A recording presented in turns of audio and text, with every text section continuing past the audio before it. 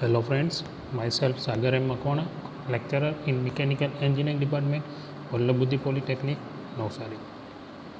Today we are going to start unit number 4, metal joining processes. And today's topic is welding, classification of welding, advantage and applications of welding process. આજે આપણે નવું unit આપણું નવું chapter number 4 metal joining process શરૂઆત કરીએ છીએ અને આપણે આ લેક્ચરમાં વેલ્ડિંગ શું છે, ક્લાસિફિકેશન વેલ્ડિંગના એડવાન્ટેજ અને એપ્લિકેશન શું છે એ ટૉપિક આપણે શીખીશું. તો શરૂઆત કરીએ આપણે વેલ્ડિંગથી. જો વેલ્ડિંગ એટલે આપણા માઇન્ડમાં એક જ વસ્તુ આવશે કે જોઈનિંગ. આપણે વેલ્ડ જે કરીએ છીએ જનરલી આપણે નોર્મલ લાઈફમાં આર્ક વેલ્ડિંગ ઘણી જગ્યાએ જોતા હોઈએ છીએ કે જ્યાં સળિયાઓ વેલ્ડ કરવામાં આવતા હોય છે. બટ એકચ્યુઅલમાં વેલ્ડિંગના પણ ઘણા બધા પ્રકાર છે જે આપણે આ ચેપ્ટરમાં શીખીશું. તો પહેલાં બેઝિક શું છે વેલ્ડિંગ? તો welding is metal joining process for 2 pieces. Okay, welding એ બે પીસને જોડવા માટેની, મેટલના બે પીસ જોડવા માટેની પ્રોસેસ છે. It is very important permanent metal joining process. Welding છે તે પરમેનન્ટ મેટલ જોઈનિંગ પ્રોસેસ છે. By this process we can join 2 pieces of same metal or different metal. આપણે વેલ્ડિંગ વડે બે મેટલને જોડી શકીએ, સેમ મેટલ હોય કે ડિફરન્ટ હોય, પણ બંનેને આપણે જોડી શકીએ છીએ. Metal pieces which are to be joint are heated at the ends are keep this ends together and then either by applying pressure or without pressure, also with adding filler metal or without adding filler metal, it can be joined. Okay, metal piece છે એના and heat કરવામાં આવે છે and પરથી, અને ત્યારબાદ pressure આપવામાં આવે છે અથવા તો વગર પ્રેશરે, અને ફિલર મેટલ એડ કરવામાં આવે છે અથવા તો ફિલર મેટલ વગર જોઈન કરી શકાય છે. તો મેઇનલી વેલ્ડિંગના બે પ્રકાર પડે છે. મેઇન જે બે ભાગ પડે છે, ઓકે, તો એ બે ભાગ કયા કયા છે? Fusion or non pressure welding and second is plastic or pressure welding. તો fusion or non pressure welding શું છે? Fusion or non pressure welding. In this welding process, 2 metal pieces ends are heated up to its melting point. Then melted metal of these 2 pieces prepare a pool of metal and becomes a homogeneous mixture of 2 molten metal. Either adding additional molten metal or without adding any metal, this molten pool is allowed to cool. As a result, we get required joint. In this process, pressure is not applied on metal ends. જો આ fusion ઓર welding છે તે non pressure welding છે. એમાં જે બે metal piece છે એને હીટ આપવામાં આવે છે એના એન્ડને up to its melting point સુધી. Then melted metal of this 2 pieces prepare a pool of metal, okay, and becomes a homogeneous mixture of 2 molten metal. જે બે મોલ્ટન મેટલ છે એનું હોમોજીનિયસ મિક્સચર બને છે. અને ત્યારબાદ એડિંગ એડિશનલ મોલ્ટન મેટલ ઓર without adding એની metal, કાં તો અમુક મોલ્ટન મેટલ એડ કરવામાં આવે છે અથવા તો એડ કર્યા વગર એને ઠંડુ પાડવામાં આવે છે. એની મદદથી આપણને રિક્વાયર્ડ જોઈન્ટ મળશે. આ નોન પ્રેશર વેલ્ડિંગ છે. એના આપણે એક્ઝામ્પલ લેવા હોય તો મેટલ આર્ક છે, કાર્બન આર્ક વેલ્ડિંગ છે, સબમર્ગ આર્ક વેલ્ડિંગ છે, ઓકે, ઇલેક્ટ્રોન બીમ વેલ્ડિંગ છે. આ બધા પ્રકાર છે તે ફ્યુઝન ઓર નોન પ્રેશર વેલ્ડિંગના છે.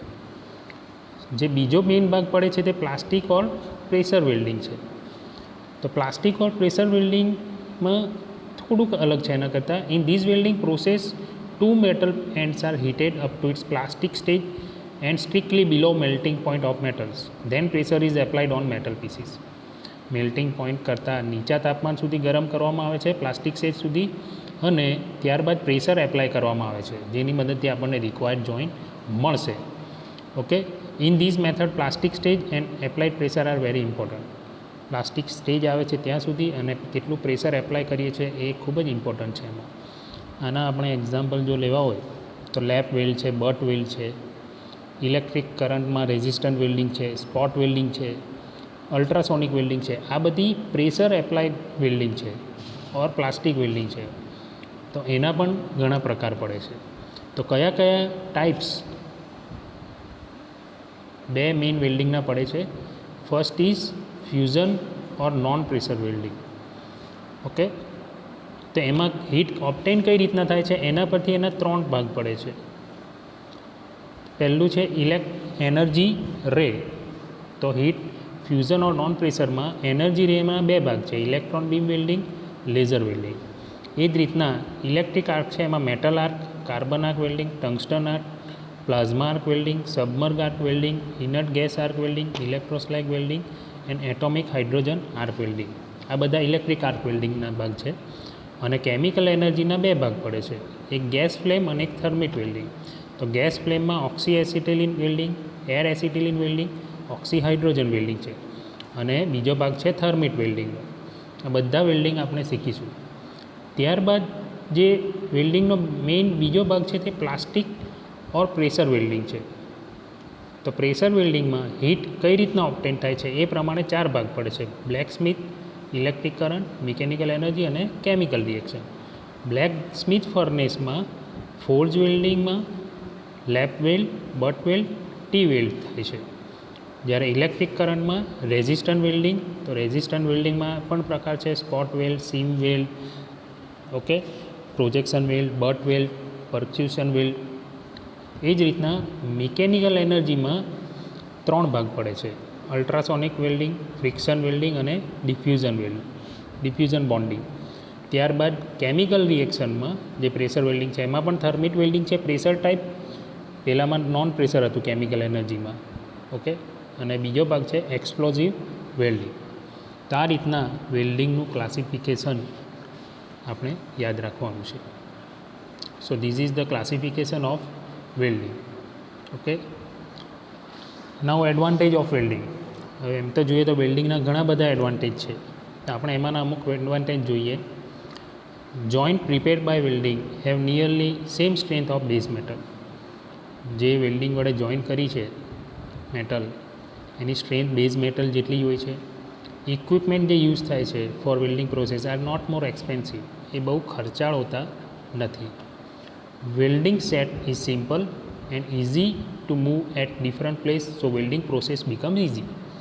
જો એક તો વેલ્ડિંગ સેટ છે એકદમ સિમ્પલ ને ઇઝી હોય છે, ને આપણે એક જગ્યાએથી બીજી જગ્યાએ પણ એને ઇઝીલી લઈ જઈ શકીએ છીએ. એટલે વેલ્ડિંગ પ્રોસેસ એકદમ ઇઝી પ્રોસેસ છે. Easy to change design of પ્રોડક્ટની ડિઝાઇન પણ ઇઝીલી ચેન્જ કરી શકીએ છીએ. Easy to join similar and dissimilar matter. Same અથવા તો ડિસિમિલર મેટરને પણ આપણે ઇઝીલી જોઈન કરી શકીએ છીએ.